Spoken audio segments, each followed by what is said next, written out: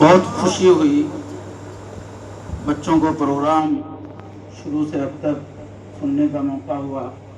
اس سے پہلے بھی پروگرام میں شرکت ہوئی. الحمدللہ پہلے سے بہت زیادہ بہتر ہے. ماشاءاللہ اللہ تعالیٰ تمام بچوں کو اور ترقیات سے نوازے. آمین دنیا آخرت کی کامیابی کامرانی نصیب فرمائے. آمین. جیسا کہ ہم لوگ جانتے ہیں کہ آج ہی کی تاریخ 12 ربیع الاول کی تاریخ روایت میں آتا ہے کہ آج ہی کی تاریخ میں حضور اقدس صلی اللہ علیہ وسلم کی پیدائش بھی ہوئی اور وفات بھی ہوئی. بلکہ بعض روایت میں 8 ربیع الاول کے متعلق ہے کہ آپ صلی اللہ علیہ وسلم کی پیدائش ہوئی. بہرحال مہینہ یہی ہے ربیع الاول کا. یہ ہم سب کے لیے بڑی سعادت خوش قسمتی کی بات ہے کہ اللہ تعالیٰ نے ہم سبوں کو امام الانبیاء خاتم النبیین حضرت محمد الرسول اللہ صلی اللہ علیہ وسلم کی امت میں پیدا فرمایا. حضرت محمد الرسول اللہ صلی اللہ علیہ وسلم کو پوری انسانیت کے لیے نمونہ بنا کر اللہ تعالیٰ نے اس دنیا میں بھیجا. یہ ہم سب جانتے ہیں. کیونکہ یہاں بچوں کا پروگرام ہے لہذا حضور پاک علیہ السلام کی پوری زندگی کا ہر شعبہ حضور کا ایک ایک فعل ایک ایک قول وہ نمونہ ہے، آئیڈیل ہے. اور اس کا احاطہ کرنا، حضور پاک صلی اللہ علیہ وسلم کی پوری زندگی کا احاطہ کرنا کسی انسان کے بس میں نہیں ہے.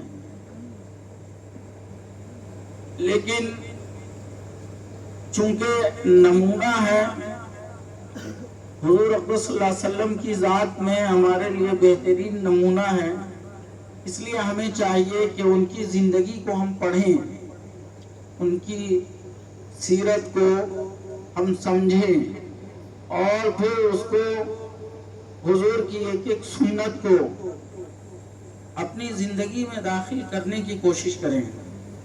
دراصل اللہ تعالیٰ کے نزدیک سعادت مندی حاصل کرنے کا اور سرخروئی حاصل کرنے کا یہی ایک طریقہ ہے. اے ایمان والا، حضور پاک علیہ السلام کے طریقے کو اپنا لیں. کہ حضور کے طریقے کو چھوڑ کر کوئی آدمی چاہے کہ ہم اللہ کے حضور سرخرو ہو جائیں اور کامیاب ہو جائیں، اللہ کو راضی اور خوش کر لیں، یہ ناممکن ہے. اس لیے کہ اللہ کو جو مطلوب ہے وہ یہی ہے کہ ہم حضور اقدس صلی اللہ علیہ وسلم کی ایک ایک سنت کو اپنا لیں.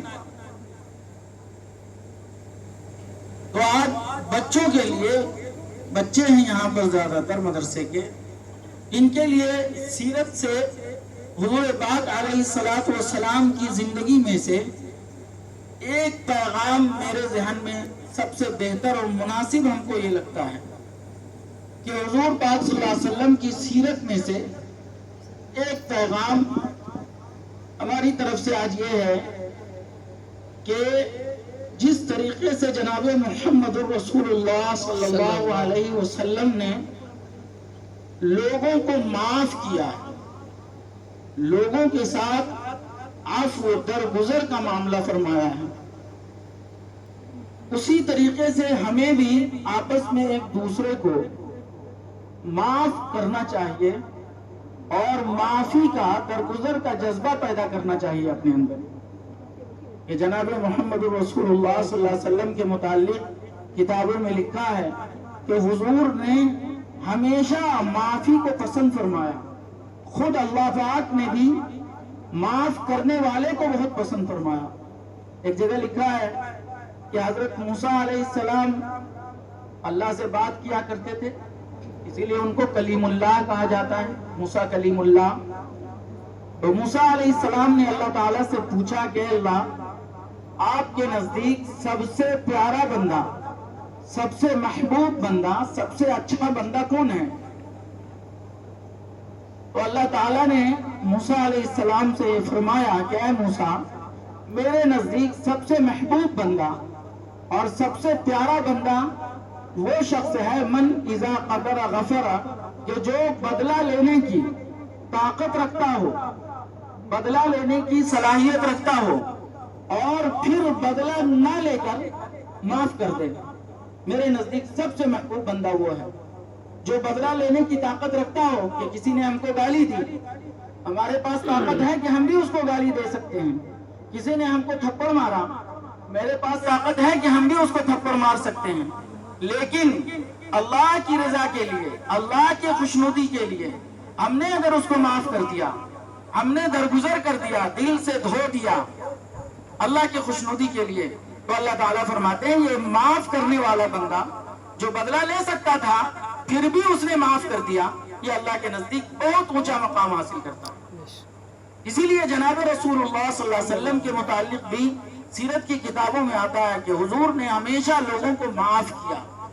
بلکہ سید الشہداء حضرت حمزہ رضی اللہ عنہ کو شہید کیا گیا، جن لوگوں نے شہید کیا اور کتنی بے رحمی سے شہید کیا کہ کان کاٹے گئے، ناک کاٹا گیا، جسم کے ایک ایک اعضاء کو الگ الگ کاٹا گیا، بہت بے دردی کے ساتھ ان کو قتل کیا گیا.